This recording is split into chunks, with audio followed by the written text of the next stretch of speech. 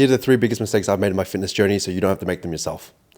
I've done some pretty fucking stupid shit over the years that I've been in the gym, and it really all stemmed from my desperation to get the results that I really wanted.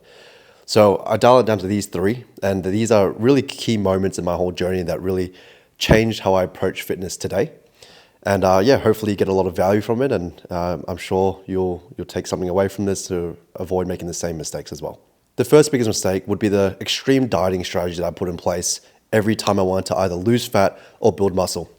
And there's 2 very distinct parts of my life that come to mind when I think about these 2. We'll go into the muscle building first. So I started off a very, very lanky kid. I was 57 kilos, 180 centimeters, playing ping pong. Basically, no muscle in my frame, stick and bones. And I started to hit the gym because I wanted to build more confidence. And so what did I do?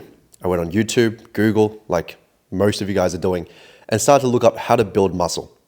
Now, unfortunately, back then, there wasn't a lot of information like we have today about how to actually do things in a healthy, sustainable way. A lot of the information that was out there was from the forums like bodybuilding.com, was from YouTube videos from bodybuilders, and really just people sharing their own insights on how they built their physique and their muscle. So what I found online was that you need to eat a fuckload of food and you need to train a lot and train hard. So being young and dumb and being hungry for results, that's exactly what I did. I remember specifically being in high school, starting to meal prep for the first time in my life, and I was eating these massive portions of yogurt, of almonds, of blueberries, of brown rice pasta, brown rice, chicken breast, white fish, sweet potato, all the healthiest foods that I can think of, and just mass dosaging a lot of them. No care about what calories I was eating, no care about the macros.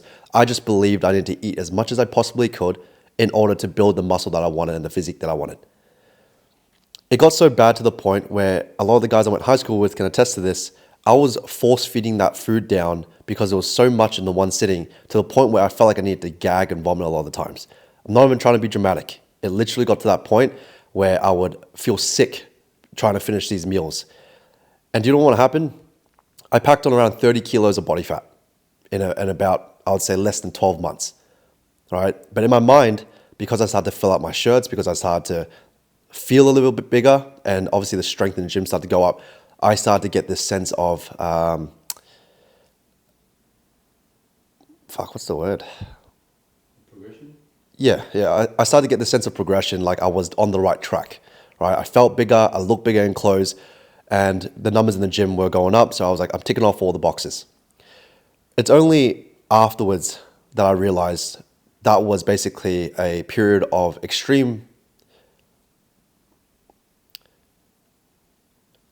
In the moment, it felt really good, but it definitely took me some time to realize that I went about this bulking process or this gaining process in a very, I would say, irresponsible way.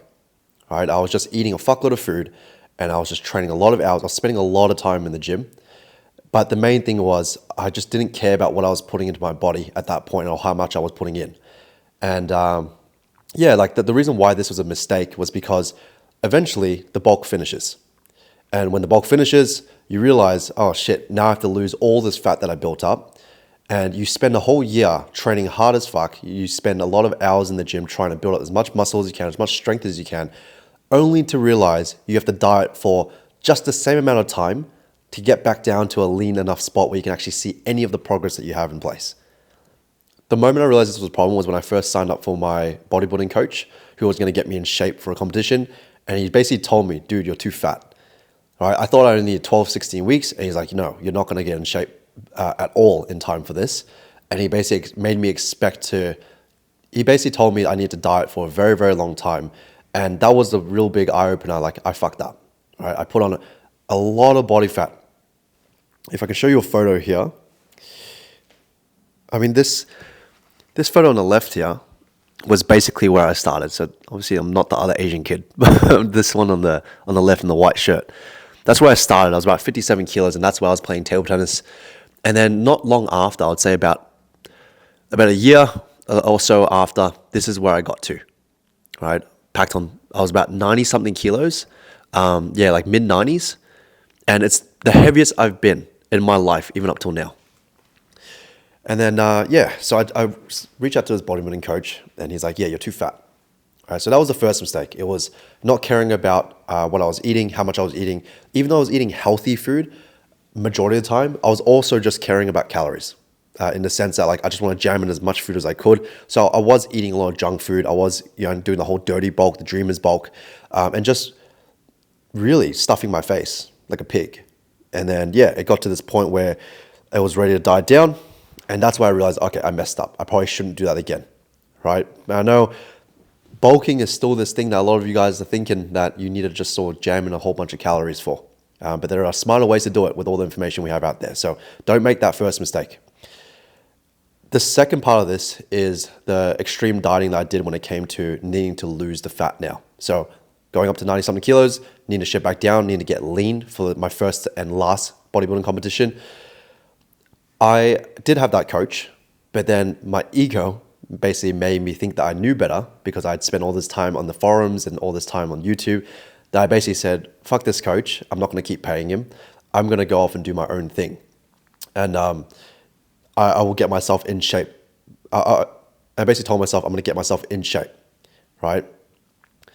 So what I did was, again, go on YouTube, go on Google, look up the forums, and people were saying you should cut out these foods. You shouldn't eat these foods. You should try to just do some fasting. You should try to do the whole keto stuff. Like all this stuff that is still relevant today and people are still talking about today was there back then as well. Now being, again, young and dumb, I just latched on to whatever I thought was going to get me the quickest result and the easiest result that I could think of. So the first thing I did was start slashing my calories down. I went from eating like 5 meals a day, massive portions, to maybe eating 3 meals a day to start with, and then also trying fasting, so jamming in those 3 meals into like a 6-hour window. All right, so that was the first start of things. And then, the weight started to come off pretty quickly as well. If anything, it came off. And the moment I started to make these changes, the weight definitely started to come off. But then as more and more weight came off, I started to try and do more and more drastic things. Because one, there was a deadline, which was the bodybuilding competition. But then two, I just wanted to see quicker results. And so I would start slashing calories further. Got to a point where I was eating 1 meal a day. And I was just sort of eating purely protein and veggies, thinking that was enough. Again, I didn't care about macros. I just knew I needed to eat as little as possible to try and lose as much weight as possible. And what I would also do on top of that, outside of the food, is I started to stack on cardio. I started to do 2-hour treadmill walks. I started to pull them up on an incline because people said walking on an incline meant burning more calories. I started to try and do as much activity and as big of a deficit as I possibly could to see that scale go down.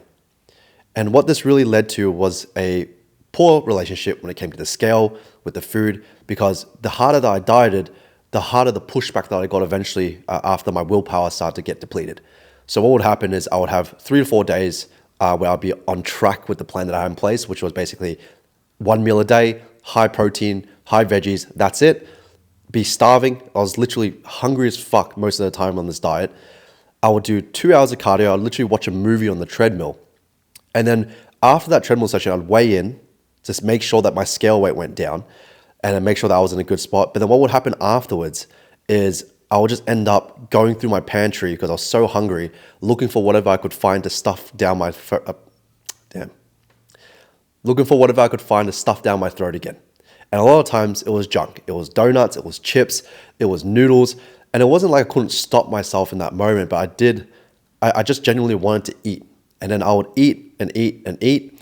I don't know how many calories I would have eaten because again, I didn't care about calories, but I'd just eat until I felt satisfied. And the shit thing is, right after that, I felt guilty. So I'd jump back on the treadmill. And so I got myself in this loop where I'd have a few days of following the plan, binge in a way, and then feel guilty about it and get back on it. And then the cycle repeated itself. Now, the tricky thing with this is the scale kept going down. Even with this cycle of behavior and this cycle of decision making that I had, the scale kept going down. But what I can guarantee you is my physique was not looking any better.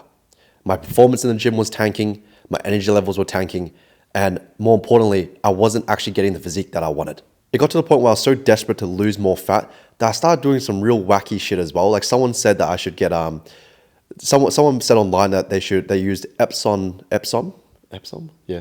Someone said online that they use Epsom salt and put it into a bathtub with hot water in order to sweat out a lot of that water weight that was basically still there.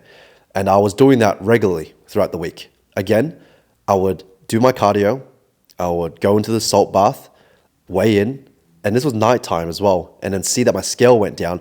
I would basically try to hit a lower body weight. I would basically try to hit a lower body weight at nighttime compared to the morning time every day. I was just chasing that lower and lower number. So yeah, it obviously got to a point where the comp came around, and I think I have a photo here as well, actually.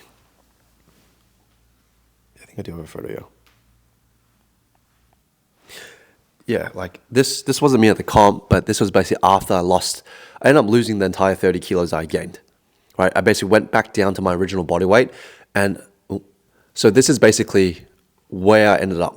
I lost all the weight that I gained during that year-long process of bulking up, got right back down to the original body weight. And yeah, I might have had a bit more muscle on me just purely because I ended up training through it, and I was still trying my best to build muscle as much as I can, even though my performance was tanking. And then yeah, I ended up getting to the competition, right? So I ended up getting the competition, goal ticked off. But then what I realized after was this whole process of spending a year stuffing my face, putting a lot of body fat on, right, getting really strong, and then also losing all of that, right? The whole 2-year process of this whole thing happening was an absolute drainer. And so I started questioning, like, there has to be a better way to go about this. I don't think this was the right way. That I shouldn't feel this shit going into a diet. I shouldn't feel this terrible trying to eat to build muscle. Like, I don't think it needs to be this complicated. And so those mistakes, that period of my life where I was doing Epsom salt baths, 2-hour cardio sessions, binging, feeling guilty, having a poor relationship with the scale, weighing in 3 or 4 times a day, and also stuffing my face when I was trying to bulk up, feeling sick, and wanting to vomit every time after every meal. This whole experience made me realize this is fucked. It's time for me to figure out how to actually go about this properly. And so the first mistake is going through these extreme dieting strategies out of my desperation for the results. Now, the second mistake that I've made is training through injuries and pain. This was a big reason why my training was so on and off in the earlier years. A lot of the advice I got was from people who are on steroids, very experienced trainees or very experienced lifters who were giving advice after their 10 years worth of lifting experience. And I was trying to apply that to myself, only being 1 or 2 years into my journey. And so very quickly, what I started to run into, I was running into issues with knee pain, hip pain. I was running into issues with lower back pain, and basically just developing all these potential bigger injuries if I had not pulled back. But for a small fraction of my journey so far, I was training through it because I was like, this is what needs to be done to progress. Everyone's talking about how hard it is. Like, everyone's talking about no pain, no gain. That was the mentality that was back then. And there wasn't much information in terms of recovery. It was more just, keep training, right? Maybe work around a little bit, but really it's just, don't be a pussy. That was the mindset that I had when it came to my training. So I would keep training through the knee issues, which was probably the biggest reason. The knee problems were probably the biggest pain point throughout this entire journey so far because it limits you so much. It got to a point where my knees were hurting when I was walking down the stairs. It got to a point where my knees were hurting every time I woke up and it was cold. And I was only like early 20s. So yeah, I just kept training through it. I would use things like, I would find things like knee sleeves. I would use extreme heat creams to try and numb it out. And then, yeah, it got to a point where I just couldn't bear it anymore. Like the pain was too significant. It was too painful to do everyday stuff. And it was obviously too painful to train any harder. So it got to a point where it was basically too painful to do everyday activities, but then also too painful to train, right? And it almost felt like I was, every time I started to see some sort of progress again, I would go back to the way I was training or some improvements in the pain. I would go back to training hard right away, doing those 2-hour sessions, only for that pain to come back worse. So it was like taking 1 step forward and then 3 steps back. And for a whole 2 to 3 year period, I don't think I really progressed at all when it came to my numbers in the gym or my physique in general, because there were so many disruptions right? If it wasn't my knee, it was my hip. If it wasn't my hip, it was my shoulder. And it was just always something going on with my body where it had to either modify my training, limit my training, or restrict me from training entirely. And so only after these 2 to 3 years where I was starting to get really frustrated, I was like, why the fuck can't I get a consistent few months of training where I can actually see myself hit PRs? Because obviously seeing progress is what drives motivation. And so being able to, not seeing myself progress for so long, I started to lose my love for training. I started to be like, what's the point of doing this? And then that's when I reached out to physios and actually started to try to get the help that I needed to get myself back in the gym training pain-free. Now, it wasn't a smooth process. I had spent thousands at that point over the course of quite a while. It's like maybe a year and a half to 2 years trying to get an answer for this problem. And it was a very challenging process, but I finally found someone that was able to help the whole lower body stuff, which was the knee and the hip, because those were the biggest things. They really limited my training entirely and my daily movement. And then he's like, you have been doing way too fucking much and you are way too stiff because you don't do any recovery work and you keep training through the pain, even knowing that it doesn't feel right. And so on one end, I am quite happy that I pushed myself to that limit because one, I was able to realize that, a lot of times it is a mindset thing. Like it really is about, just, if you just commit, I don't want to say that either. It's, on one end, I am quite happy that I went through it because now I've learned a lot about, pain management, injury management, making sure I don't repeat the same mistakes. And especially when I coach clients now, I can sort of ask certain questions that will give me a better idea of when they need to pull back or not, because I've gone through it myself and I wasn't afraid to sort of put my body through it. But then on the other end, it took away a lot of the progress I could have made in my earlier years, right? When I had all the time to train, all the time to recover, I could have made a lot more progress in that period if I had trained smarter. And so thankfully I found this physio who specialized in lower body stuff. He basically gave me a lot of advice, like when to train through it. When is it not okay to train through it? How do I sort of diagnose what's going on, even though I'm not a physio? But like, you can look out for these things. If there's pain here, it's more often than not linked to these areas here.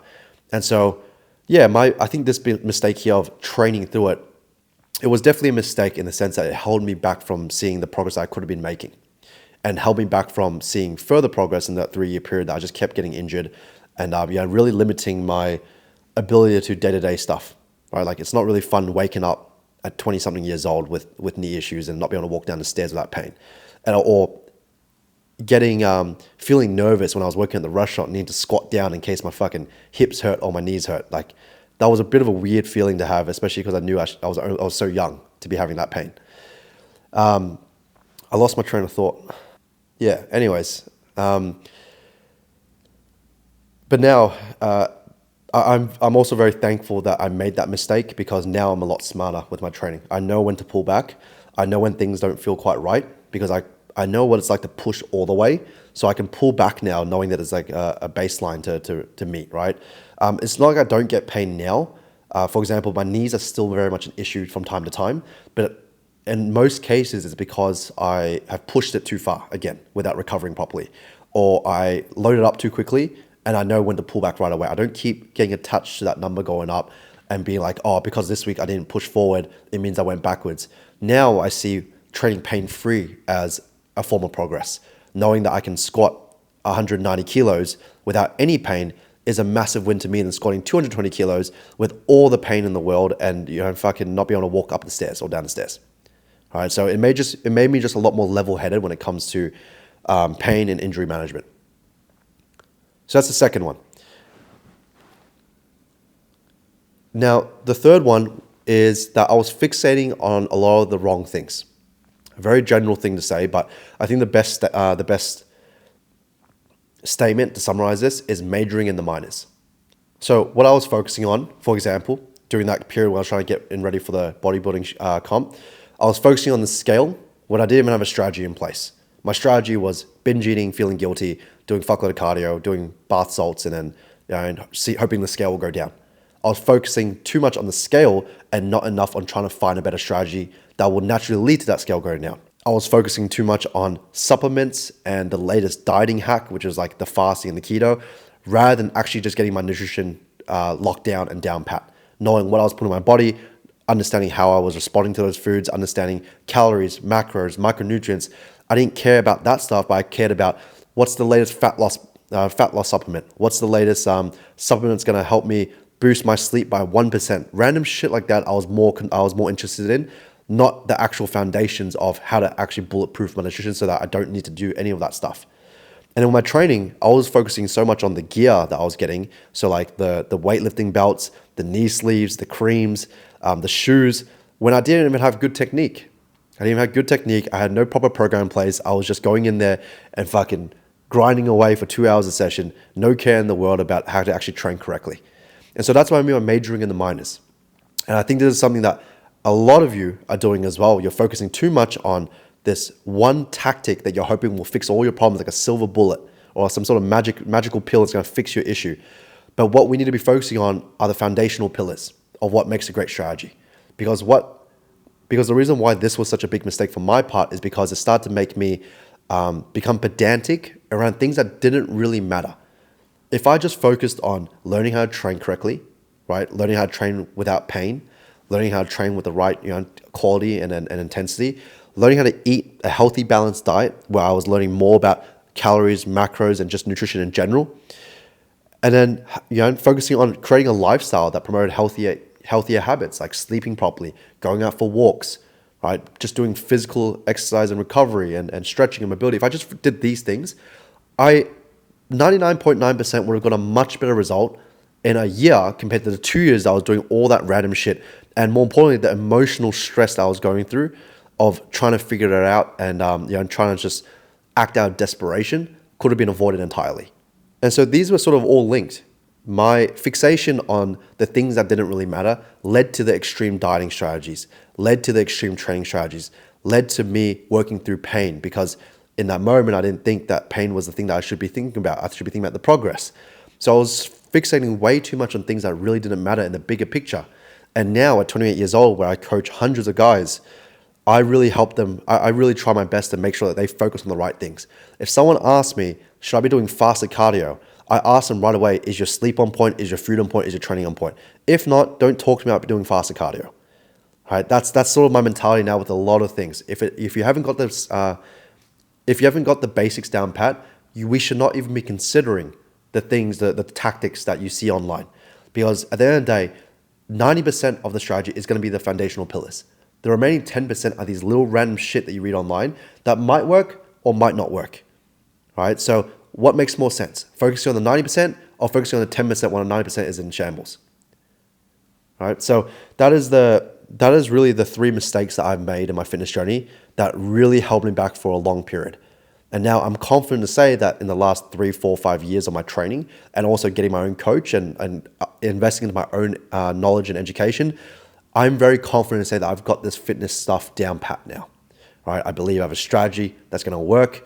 And I trust my own gut now. I trust my own knowledge and information rather than relying on those fucking bodybuilding.com forums anymore. So yeah, I hope that gave you an insight into in some of the dumb shit that people do, especially myself, when it comes to their fitness. And look, I get it. When you're really hungry for results and you really want to see that change, you latch onto all this shit that you read online and that your friends tell you and what might have worked for other people. You are hoping that one day it will work for you. But I'm telling you now, keep it stupid simple. There are foundational pillars that will just be consistent across all fitness journeys. You should definitely focus on those. Make sure you bulletproof those first.